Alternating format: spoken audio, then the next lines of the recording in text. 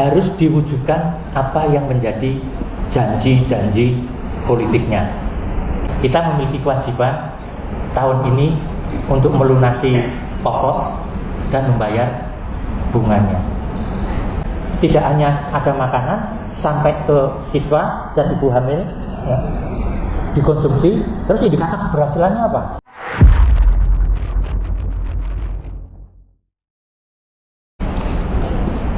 ...2024 kita semua mendengar, baik melalui media online maupun langsung dalam debat-debat publiknya, apa yang menjadi tawaran-tawaran dari para calon kepala daerah, calon presiden dan wakil presiden, dan juga calon dari kabupaten kota. Nah, konsekuensinya kepada para calon tersebut yang ditetapkan sebagai pemenang, baik yang sudah ataupun mimpi, maka harus diwujudkan apa yang menjadi janji-janji politiknya.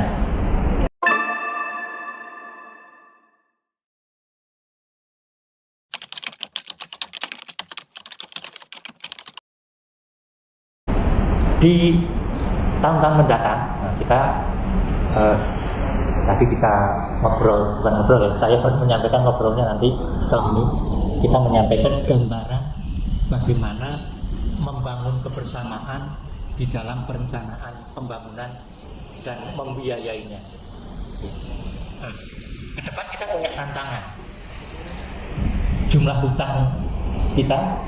hutang pemerintah Republik Indonesia tidak banyak, tapi tidak sedikit juga.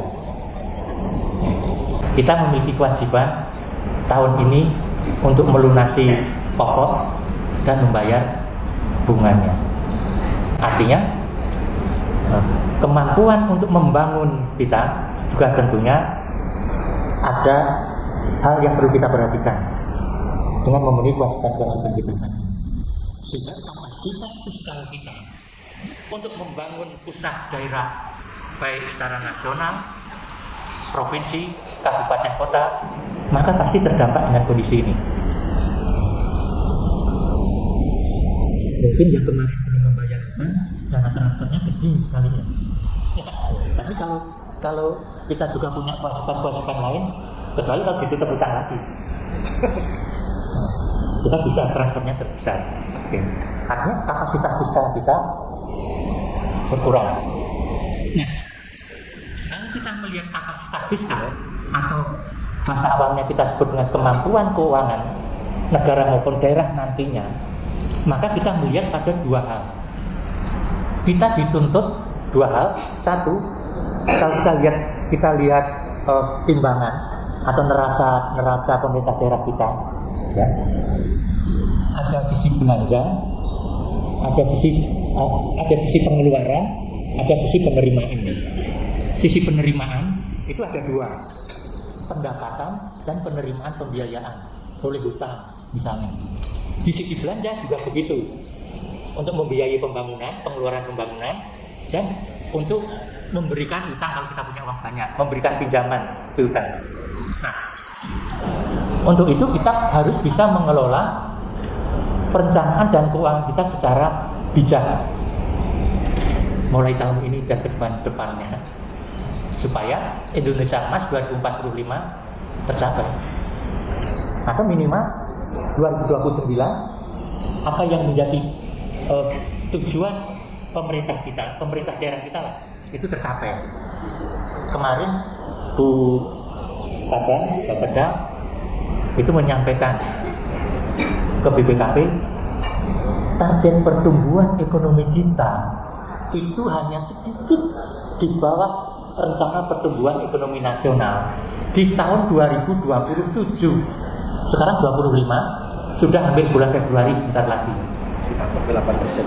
Dipatok 8%, tapi kemarin informasinya 7,9. Apa bedanya dengan 8%? Skenario kami hanya 6, iya kan? Nah, berarti kan harus ada inovasi-inovasi nih.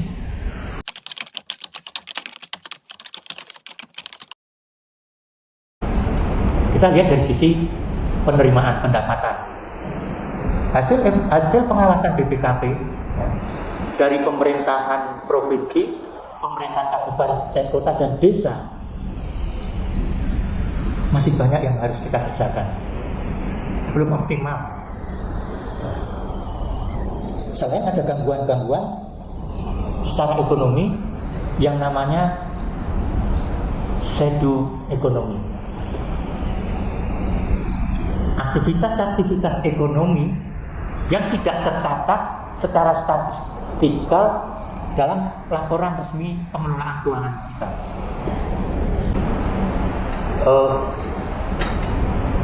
Saya dalam perjalanan dari rumah ke kantor dengar radio, ternyata penderita narkoba kita di Kalimantan Barat itu cukup tinggi. Ternyata para pelaku judol kita itu juga tidak rendah. Ini kan sangat mengganggu. Itu di luar pemerintahan, tetapi akan mengganggu perekonomian secara regional kita dan upaya-upaya kita untuk menghasilkan pembangunan yang terbaik. Kalau begitu maka kita harus bekerja keras dari sisi penerimaan. Coba dilihat lagi dong potensi pendapatan asli daerah. Kalau dana transfer kan sangat tergantung dari pemerintah pusat. Apakah itu dana yang penggunaannya sudah jelas dan yang nanti akan diatur lagi lebih ketat, dana bagi hasil, kemudian dana desa. Nanti akan lebih diperketat ke depan sesuai dengan cita presiden tentunya.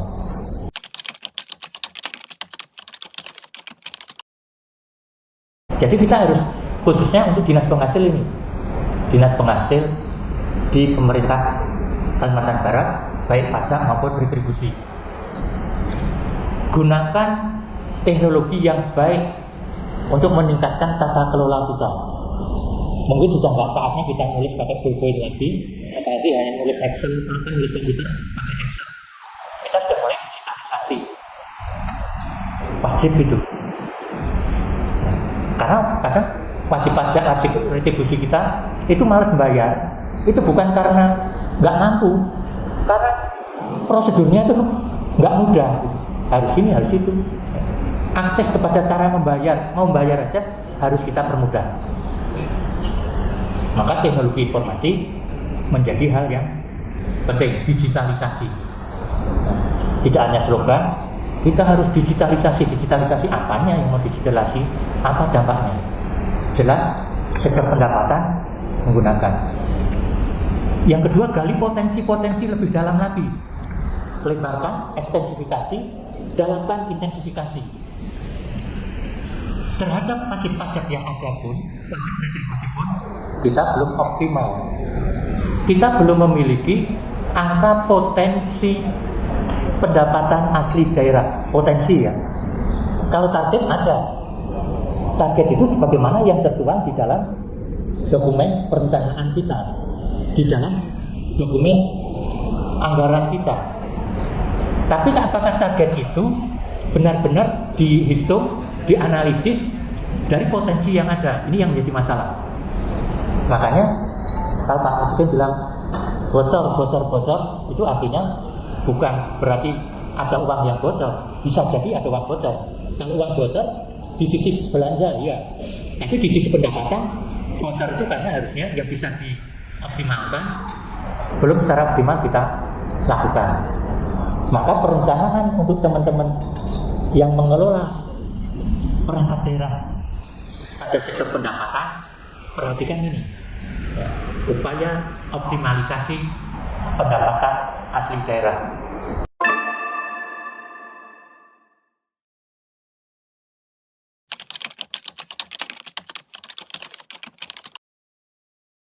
Dalam setiap tujuan maka melekat ada penghambatnya.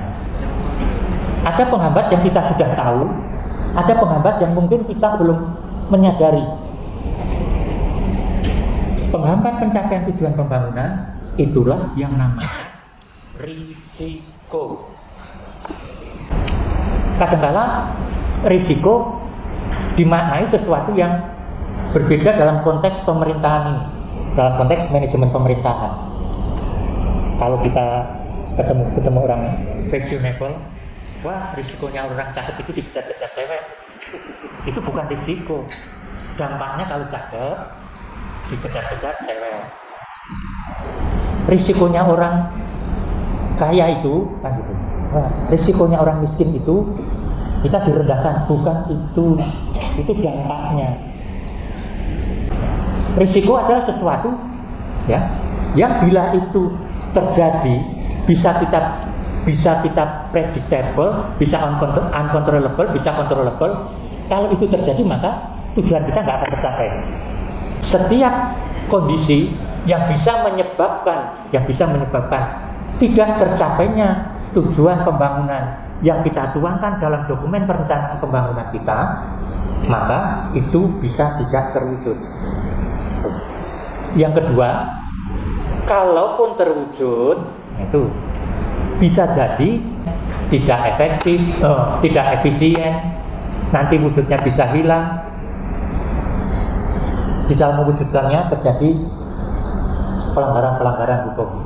Nah sekarang pemerintah saat ini baik pusat maupun daerah sudah berkomitmen ini bahwa setiap perencanaan pembangunan, perencanaan keuangan, baik di tingkat pusat, daerah, baik di tingkat pemerintah daerahnya sendiri maupun di tingkat perangkat daerah harus memahami proses bisnisnya untuk mewujudkan apa yang akan diwujudkan, cita-citakan yang ditetapkan sebagai tujuan, mengidentifikasi risiko apa yang akan terjadi, sehingga jika itu terjadi maka akan menyebabkan tidak tercapainya tujuan yang sudah kita tetapkan.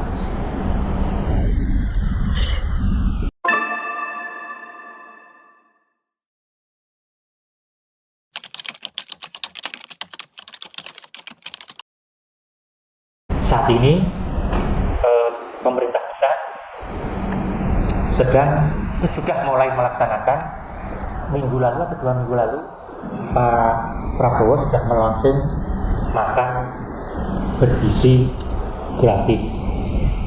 Saat ini kemarin saya dalam beberapa kegiatan pengawasan ke beberapa Pemda tanya, Pak, gimana kesiapan Pemda dalam melaksanakan program NBG. Nah, kami kok belum biasa ngomong-ngomong ya Pak. Nah, beberapa pejabat daerah juga, kami kok baru mendengar ya Pak. Padahal makan bergizi itu kan sudah terngiang di mana-mana. Tapi ternyata dalam pelaksanaannya banyak yang masih belum tahu. Badan Gizi Nasional. Nah, kemarin saya pulang dari Kayong Utara. Karena saya senang jalan-jalan, saya nikmati 5 jam menyusuri sungai apa itu, Sungai Kapuas ya? Jadi itu ya Sungai Kapuas ternyata asik juga. Naik speed, kumpul dengan masyarakat, ngobrol-ngobrol dengan para guru, dan nanya, Bu, gimana? Makan siang gratis? Makan siang yang mana Pak? Belum tuh Pak. Memang nggak ada koordinasi, nggak ada, belum ada. Memang kemarin kata guru tersebut beberapa babinsa itu berarti dari aparat TNI kita turun ke sekolah-sekolah menginventarisir bagaimana kesiapan dan target untuk para penerima makan bergizi gratis, tetapi tidak dikomunikasikan dengan Pemdanya. Di sisi lain, Pak Tito Karnavian ya, Kementerian Dalam Negeri sudah menginstruksikan kepada seluruh Pemda hanya untuk menyiapkan anggaran. Berapa besarnya? Kata beliau secukupnya. Berapa secukupnya? Disesuaikan dengan kemampuan keuangan daerah. Nah, tapi artinya kan belum tuntas ini. Nah, itu kan koordinasi belum, pengorganisasiannya belum kuat. Makan bergizi gratis itu nanti akan mewujudkan indikator capaian pembangunan seperti apa? Ini kan harus dirumuskan ini. tidak hanya ada makanan sampai ke siswa dan ibu hamil ya, dikonsumsi, terus indikator keberhasilannya apa? Jumlah yang sudah disampaikan sih, tapi tidak sehat, disampaikan sih, tapi tidak bergizi, disampaikan sih, kan banyak hal. Nah, ini artinya kita semua pemerintah daerah, khususnya diorkestrasi oleh pemerintah provinsi, coba ini menjadi salah satu bahan kita dalam rangka pembuatan rencana pembangunan kita.